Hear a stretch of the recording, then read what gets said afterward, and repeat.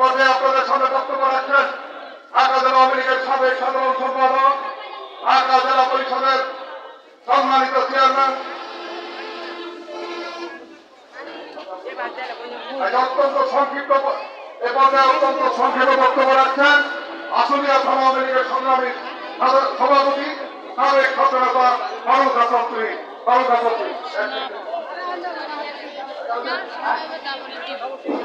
বিসমিল্লাহির রহমানির রহিম।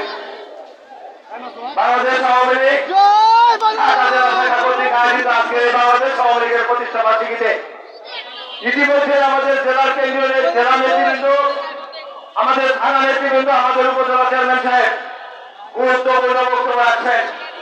আজকে আমি আর বক্তব্য নেতৃবৃন্দ বলতে চাই, জাতির জনকের কন্যা জননেত্রী শেখ হাসিনার নেতৃত্বে সকল অন্যায় অত্যাচার নিপীড়ন